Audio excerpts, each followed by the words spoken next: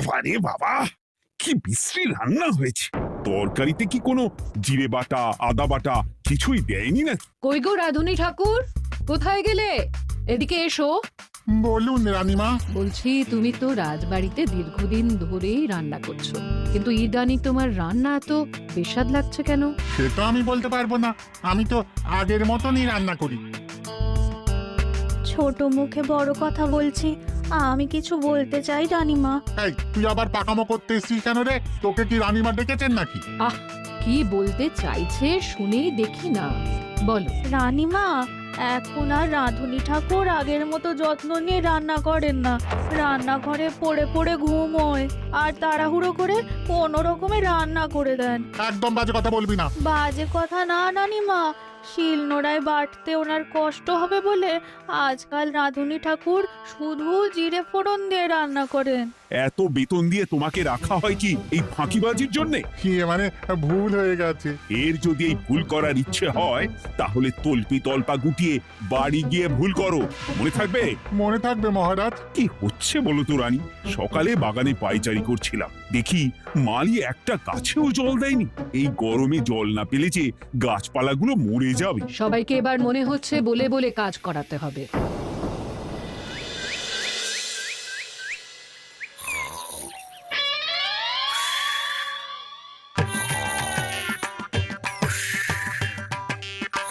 কি গো, কদিন ধরে তো তুমি শুধু খাচ্ছ আর ঘুমোচ্ছ। বাজার দোকান কিছুই নেই গো, রাজসভাতেও যাও না। কি যে করি। কি গো দিদা, দাদু আজও ঘুমোচ্ছে? কি বলবো বলতো? আমরা কিছু একটা ব্যবস্থা করছি, দাঁড়াও।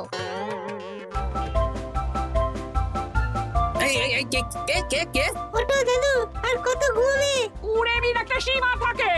ওঠো বলছি, ওঠো ওঠো না। আহ, আমি বুঝতে পারছি বাড়ির কাজ, বাজার দোকান এসব না করার জন্য তুমি পড়ে পড়ে ঘুমোচ্ছ। দাদু কাজে ফাঁকি দিচ্ছে দিদা। দে পুটি, আর সরসরি দে দে।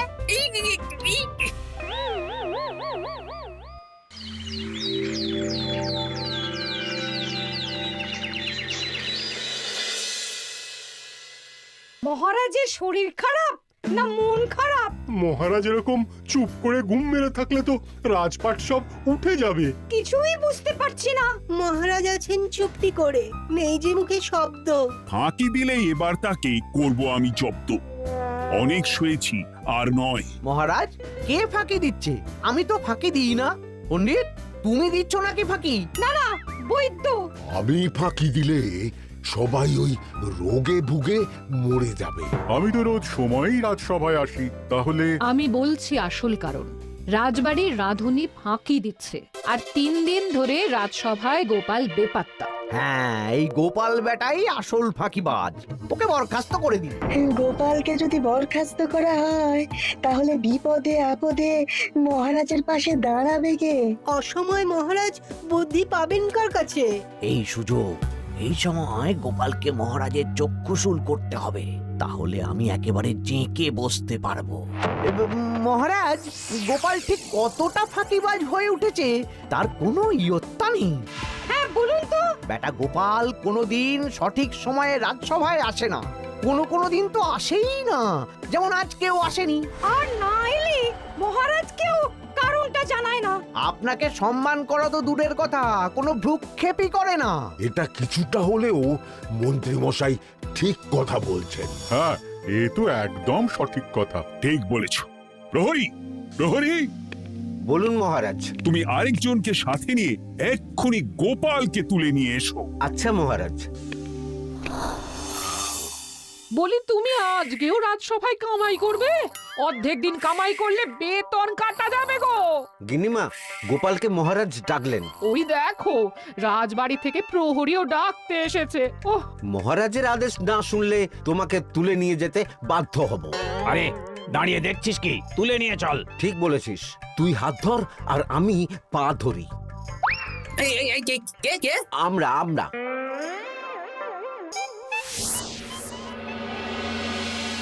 এসব কি গোপাল?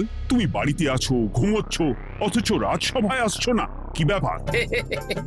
আগে মহারাজ, মস্তিষ্ককে বিশ্রাম দিয়ে বুদ্ধি বাড়াচ্ছিলাম। অনেক ব্যবহার হয়েছে তো, তাই একটু বিশ্রাম দরকার আর কি। আমার পুরো রাজসভাটাই ফাঁকিবাজ। আমি সবাইকেই বিদায় করব, আর গোপালকেও। এই সেরেছে, আমি ফাঁকিবাজ নই মহারাজ। আমি খোঁজ নিয়ে দেখেছি সবাই কম বেশি গায়ে হাওয়া লাগিয়ে ঘুরছে। মহারাজ, আমি তো নদীর পাড়ে বসে শীতল হাওয়া গায়ে লাগাই, তবেই তো ঢেউয়ের মতো আমার ছন্দ আসে। কেউ ফাঁকিবাজ না মহারাজ, আসল ফাঁকিবাজ গোপাল। মহারাজ, আমি যদি দরকারে আপনাকে বুদ্ধি দিয়ে, ফাঁকা সময়ে বিশ্রাম দিয়ে ফাঁকিবাজ হই, তাহলে মন্ত্রী মহা ফাঁকিবাজ। কারণ মন্ত্রীর কাজ রাজাকে বুদ্ধি দেওয়া, তা তিনি করেন না বলেই আমাকে দরকার পড়ে। আমি তো ভাঁড়, আমি শুধু হাসাবো, এটাই আমার কাজ। তাতে কি, সেনাপতিও তো সেনাপ্রধান, ও কি যুদ্ধ করে? রাজ্যে শান্তি শৃঙ্খলা বজায় আছে, তাহলে যুদ্ধ করে হবেটা কি? হ্যাঁ, অকারণে পায়ে পা দিয়ে যুদ্ধ বাঁধাবো নাকি? হ্যাঁ, যত সব। যখন তখন বিপদ আসতে পারে, তাই যুদ্ধের জন্য সব সময় সামরিক শক্তিকে প্রস্তুত থাকা দরকার। হ্যাঁ, এটা গোপাল ঠিক বলেছে। সেনাপতিকে তো কোনোদিন সেসব নিয়ে মহড়াও করতে দেখি না। তাহলে দাঁড়ালো 3 জন ফাঁকিবাজ। মূল অভিযুক্ত গোপাল দিন রাত কামাই করে, মন্ত্রী মহারাজকে বুদ্ধি দেয় না, আর সেনাপতি যুদ্ধের প্রস্তুতি নেয় না। এই 3 জনকে আমি বিদায় করব। এই সেরেছে, এ তো দেখছি বিনা মেঘে বজ্রপাত। না, তবে তোমরা যে ফাঁকিবাজ নও সেটা প্রমাণ করার জন্য 12 ঘন্টা সময় দেব। আমাদের কি করতে হবে? তোমাদের 3 জনকে 3টে খালি বস্তা দেব। প্রত্যেকে ওই খালি বস্তা নিয়ে জঙ্গলে যাবে, আর এই 12 ঘন্টার মধ্যে জঙ্গল থেকে বস্তা ভরে আনবে। একটা বস্তা ভরার জন্য 12 ঘন্টা সময়? এ তো খুবই সহজ কাজ। সহজ কঠিন জানি না, যে ফাঁকি দিয়ে ফাঁকা বস্তা জমা দেবে বা কিছুটা ভর্তি কিছুটা খালি আনবে, সে সাজা পাবে। আচ্ছা মহারাজ, আমি বস্তায় কি নিয়ে আসবো সেটা কি আপনি দেখবেন? তা দেখবো না, কিন্তু বস্তা ভরে আনতে হবে। আর যা বস্তায় ভরে আনবে তাই নিয়ে সবাই বাড়ি ফিরে যেতে পারবে। তার মানে বস্তাতে যা থাকবে সব বস্তার মালিকই পাবে। একদম তাই। বুঝে গেছি, ভিতরে কোনো গভীর পরিকল্পনা আছে। প্রহরী, প্রহরী, তুমি এই 3 জনকে 3টে বস্তা দিয়ে দাও। যথা আজ্ঞা মহারাজ। আর বাকি সভাসদেরা আজকে রাজসভাতেই থাকুক। ওরা 3 জন আসবে, ওদের বিচার হবে, তারপর ফিরবে। আমাদের খাওয়া দাওয়া তাহলে রাজবাড়ির তরফ থেকেই দেয়া হবে মহারাজ? হ্যাঁ। জঙ্গলে তো যাচ্ছি, কি নেব? গোপাল, আমি বলি কি, তুমি বরং আমার বস্তায় ঢুকে যাও, আমি তোমাকেই নিয়ে ফিরে যাই, ল্যাটা চুকে যাবে। আপনি যদি একা আমাকে বস্তায় ভরে নিয়ে যেতে পারেন তো চলুন। একা? এই সেরেছে। দাঁড়ান, আমি আপনার কাঁধে চড়ে দেখি আপনি আমাকে বইতে পারবেন কি পারবেন না। না না, মুখ ফসকে বলে ফেলেছি, মাথা খারাপ নাকি? তাহলে নিজের মতন থাকুন।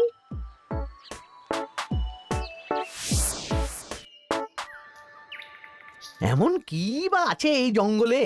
আমার কাজে লাগার মতন তো কিছুই দেখতে পাচ্ছি না। ওই তো ওই দিকটা একটু ছায়া আছে বেশ, ওই গাছের নিচে গিয়ে বিশ্রাম নি। সেনাপতি, অত চিন্তা ভাবনা করার কিছুই নেই। মহারাজ তো আর দেখবেন না আমরা বস্তায় কি ভরে নিয়ে যাব। 12 ঘন্টা অনেক সময়। এখন বিশ্রাম নাও। আপনার ইঁদুরের পেট, আপনি বিশ্রাম নিন। দেখি জঙ্গলে থেকে কিছু ফল পেড়ে আগে খাই, তারপর না হয় ওই বস্তাটা ওই ফলমূলের খোসা আর মাটিতে পড়ে থাকা পাতা দিয়ে ভরিয়ে মহারাজের কাছে নিয়ে যাব। হ্যাঁ, বস্তা যখন বাড়ি নিয়েই যেতে পারবো, তাহলে বনের সব থেকে ভালো ভালো ফলগুলো আগে ভরে নি। গিন্নিকে এবার বলবো, বাজার আনি না তো কি হয়েছে, দেখো কত ফল এনেছি। যাই, এর থেকে কিছু মহারাজকে ভেট দেব, মহারাজ বেশ খুশি হবেন।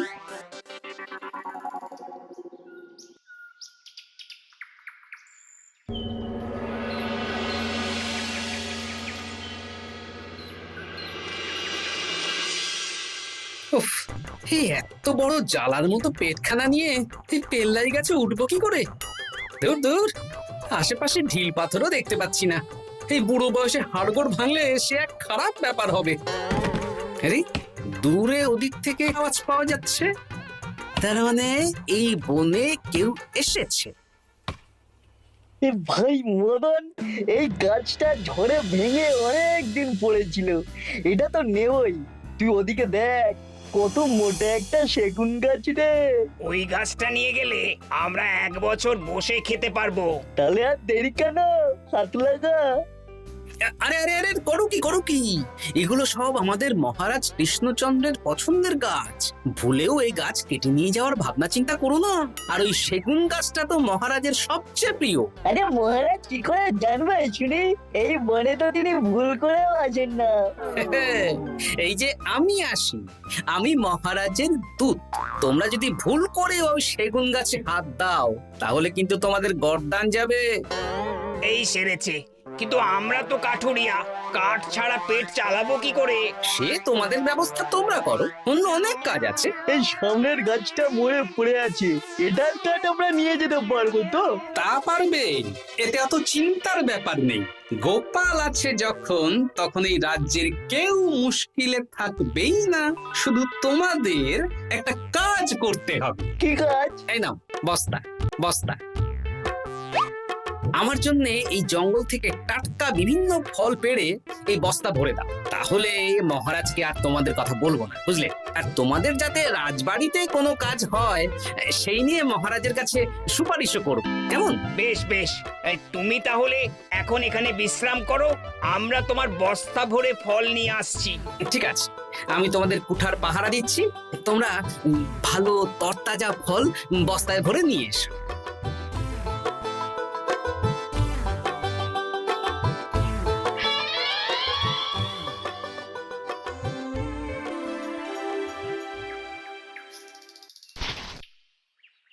ব্যাস ব্যাস ব্যাস, আমার বস্তায় পাতা ভরা হয়ে গেল, এবার যেতে হবে। আমারও বস্তা ভরা হয়ে গেছে মন্ত্রী মশাই। হ্যাঁ, কটা ফল খেলাম আর কটা ভরে নিলাম, আর বাকি জঙ্গলের পাতা ভরে ফেলেছি। হ্যাঁ, আবার কি কি ভরেছি আর কি ভরিনি সেসব তো মহারাজ আর দেখতে যাবেন না। তাহলে আর দেরি কেন, চলুন হাঁটি হাঁটি পা পা করে এগিয়ে যাই। গোপালকে তো দেখতে পাচ্ছি না। ও বেটা যা কুঁড়ে, হয়তো এখানে এসেও ঘুমিয়ে পড়েছে। আবার কালকে সকালবেলা উঠবে।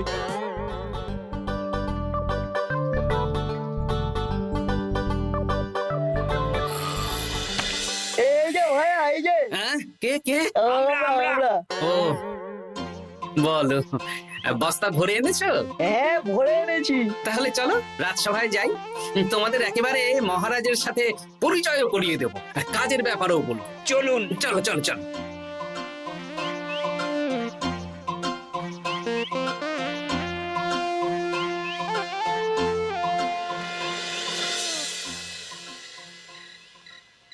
দেখা যাক মন্ত্রী সেনাপতি গোপাল কখন বস্তা ভরে আনে। এই তো চলে এসেছি, বিশ্রাম নিলাম, বস্তাও ভরে ফেললাম। এই দেখুন মহারাজ, আমিও বস্তা ভরে এনেছি। বাহ, তোমাদের বস্তা দেখে তো মনে হচ্ছে খুব হালকা। হ্যাঁ, আপনি যখন আমাদের বস্তা ভরে কি এনেছি সেটা দেখবেন না, তখন অত খাটাখাটনি করে কি লাভ মহারাজ? কিন্তু গোপালের এখনো অবধি দেখা নেই, ও কি সোনা গয়না ভরে আনছে? গোপাল যা কুঁড়ে আর ঘুম কাতুরে, হয়তো জঙ্গলেও ঘুমিয়েই পড়েছে। মহারাজ, আপনি একটা কাজ করুন, আমাকে আর মন্ত্রী মশাইকে যুগ্মভাবে বিজয়ী ঘোষণা করে দিন, ব্যাস। এত তাড়া কিসের? বাবা বাবা বাবা বাবা, তোমরা তিনজনেই বস্তা ভরে এনেছো, আমি খুব খুশি। আমার কথা শুনে কাজ করেছো, তোমরা তিনজনেই বিজয়ী। এবার বাড়ি যাও, যাও। গোপাল কি করে বিজয়ী হয় মহারাজ? এই বস্তা ভরে নিয়ে আসাতেও তো ওর ফাঁকিবাজি ধরা পড়ছে। কিসের ফাঁকিবাজি? এই যে দুটো লোক তোমার হয়ে বস্তা বয়ে আনলো, সে তো মহারাজ সহ আমরা সবাই দেখতেই পেলাম। তা তো ঠিক, গোপাল নিজে হাতে বস্তা ভরে আনেনি। মহারাজ বস্তা ভরে আনতে বলেছেন, আমি এনেছি, এখানেই কথা শেষ। আমি কাকে দিয়ে বস্তা ভরালাম, কে আমাকে সাহায্য করলো, সেসব তো কোনো শর্ত আরোপ করা ছিল না। কিন্তু পরীক্ষাটা তো কে ফাঁকিবাজ সেটা প্রমাণ করার পরীক্ষা। এখানে তো তুমি ফাঁকি দিলে গোপাল। এটাও ঠিক কথা, তাহলে গোপালের শাস্তি পাওয়া উচিত। মহারাজ, আপনার শর্ত ছিল সেই ফাঁকিবাজ বলে প্রমাণিত হবে যে বস্তা খালি আনবে। এইখানে আপনি একটা ছোট্ট ভুল করেছেন মহারাজ। বস্তায় কি আছে সেটা দেখবেন না আগেই বলে দিয়েছেন। তা তো বলেছি। আপনি নিশ্চয় জানেন পাঠশালায় কিছু ছাত্রছাত্রী থাকে যারা পড়ার বইয়ে মুখ গুজে বসে থাকলেও পড়ায় তাদের মন থাকে না, মাথাতেও পড়া ঢোকে না, তাই সেই পড়া তাদের কোনো কাজে লাগে না। কি পণ্ডিত মশাই, এদেরকেই তো বলে ফাঁকিবাজ। বিলক্ষণ, এরাই ফাঁকিবাজ। ধন্যবাদ। তেমনি আমি যদি বলি সেনাপতি আর মন্ত্রী মশাই ওই ফাঁকিবাজদের মতনই ফাঁকি দিয়ে বস্তা ভরেছে, তাই ওদের বস্তা এত হালকা। সে তো আমি বুঝতেই পারছি। কিন্তু আমার বস্তায় যা জিনিস ভরে এনেছি তা একার পক্ষে সংগ্রহ করা মুশকিল ছিল, তাই আমি দুজনের সহযোগিতা নিয়েছি। মহারাজ, আপনি কি বস্তা খুলে দেখবেন নাকি?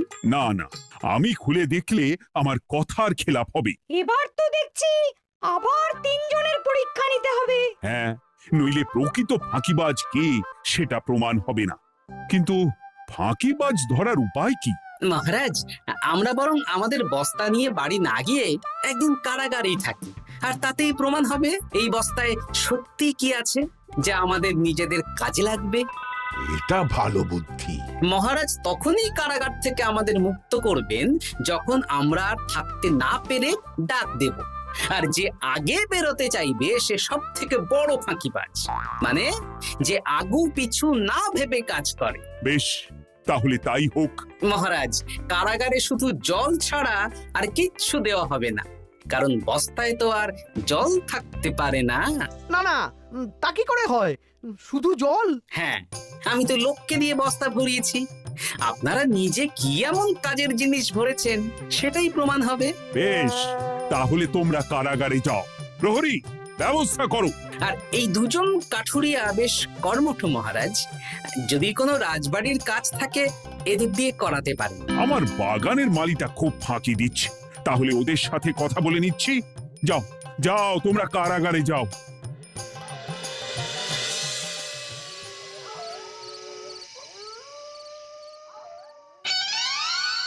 ওরে বাবা রে, কি খিদে খিদে পাচ্ছে রে।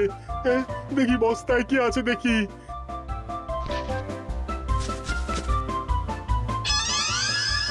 দু একটা পচা ফল, দেখি দেখি একটু ভালো আছে। এটা একটু ভালো আছে, হ্যাঁ এটাই খাই, হ্যাঁ এটাই খাই।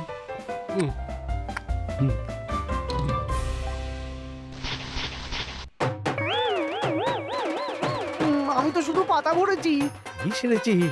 আমাকে কি জল খেয়েই কাটাতে হবে? এবার আমি দেখি। আহ, টাটকা ফল আর জল। আমার কাছে যা ফল আছে এগুলো খেয়ে আরাম করে 5-6 দিন কেটে যাবে। ও গোপাল, আমাকেও কটা ফল দাও না গো। ও গোপাল, আপনি এখান থেকে উঠুন, অন্য বাগানে ফুল হয়ে ফুটুন। ফল খাবেন? এখন কর্মফল ভোগ করুন। ওরে বাবা, জল খেয়ে আর কতক্ষণ কাটাবো?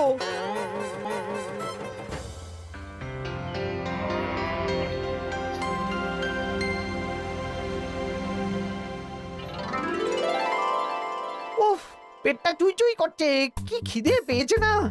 আমি আমি বাড়ি যাব। আপনি বাড়ি যাবেন? তাহলে বেরিয়ে আসুন, বেরিয়ে আসুন। বেটা গোপাল কায়দা করে এমন শর্ত দিতে বললো, পুরো ফেঁসে গেলাম। আমারও তো খাওয়ার মতন তেমন কিছু নেই, আমিও এখানে থাকবো না। আমি এখানেই আছি, ফল খাবো, জল খাবো, আর প্রকৃতির ডাক এলে একটু বাইরে যাব।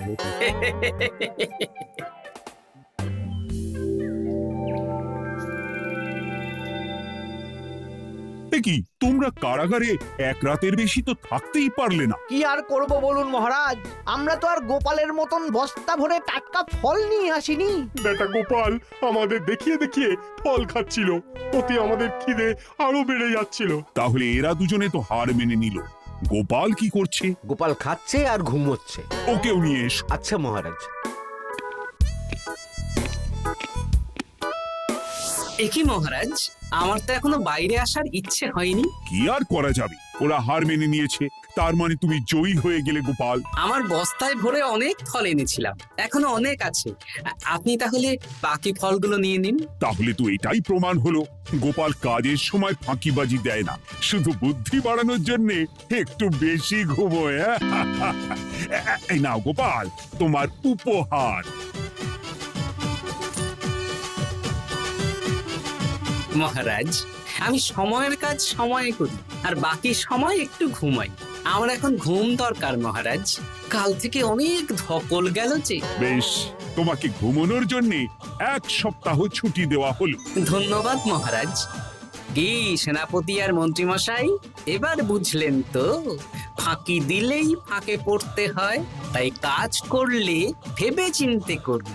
চলি, খুব ঘুম পাচ্ছে।